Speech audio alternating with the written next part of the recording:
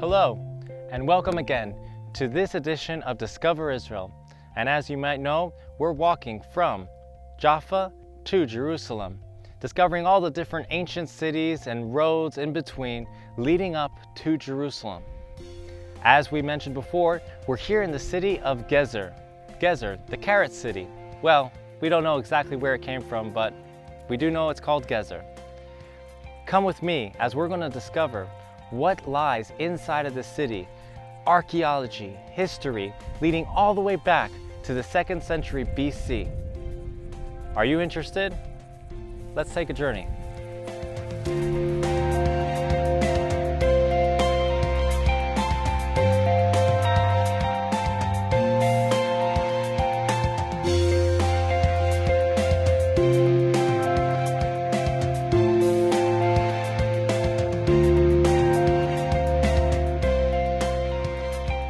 So here we are continuing our journey in Gezer. As you can see, we've had to climb up quite a mound. Overlooking here is the whole city, which is under now grass and ruins.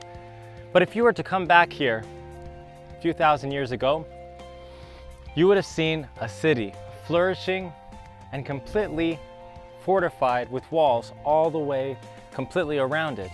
In the beginning, the Canaanites that were living here, they were nomads and it wasn't really fortified.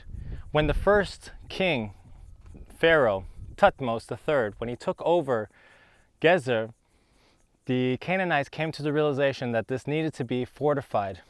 They were the first ones that fortified this city. When the Israelites came and they took over the city from the Canaanites, they looked around and they said, well, whatever it is, it looks good. You know, we're not going to do anything more to it. We're not going to improve on it. We're just going to leave it as is. And they continued living like that. It's written in the Bible, in 2 Samuel, that King Solomon got this as a present, this city, from another pharaoh who wanted to marry his daughter, the daughter of King Solomon. This pharaoh razed everything and completely drove out all of the inhabitants that were in it. That means the Canaanites that were here.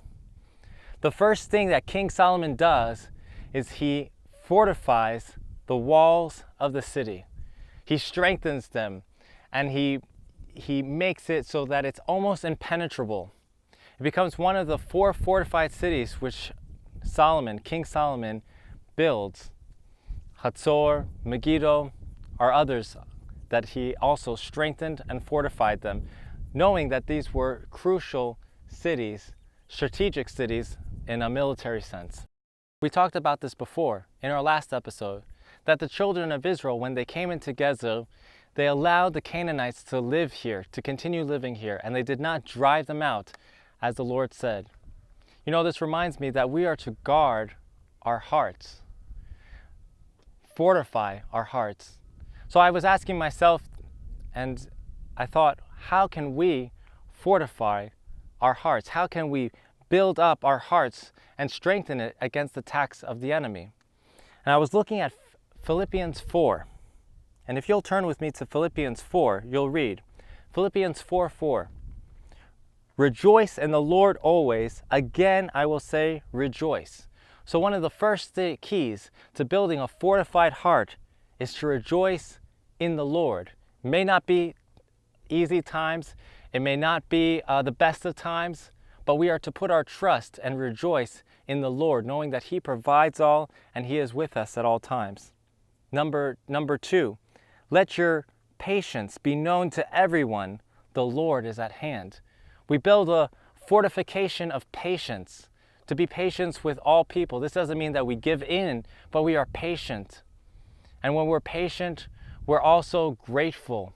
We're grateful to those that are around us. And when we're building up these walls of patience, we're also not going to be hurt from others coming against us, whether they intended to or not. Number 3, do not be anxious about anything, but in everything by prayer and supplication with thanksgiving, let your requests be known to God. So the third thing that we build up a wall in our hearts of prayer, supplication, and thanksgiving. Every day, coming before the Lord Almighty in prayer and supplication, giving him all our needs.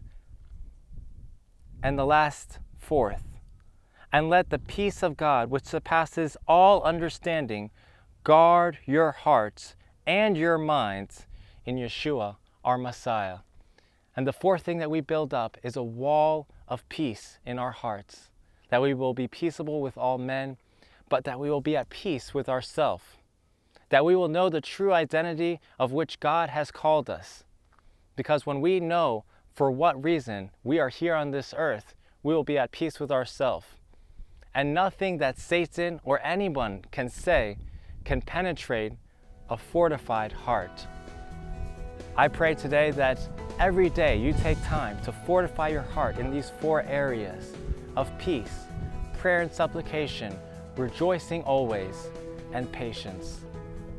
I hope that you enjoyed this segment and that you'll join us next time as we continue on the road from Jaffa to Jerusalem in the town of Gezer. Thank you for joining us. God bless. We'll see you later.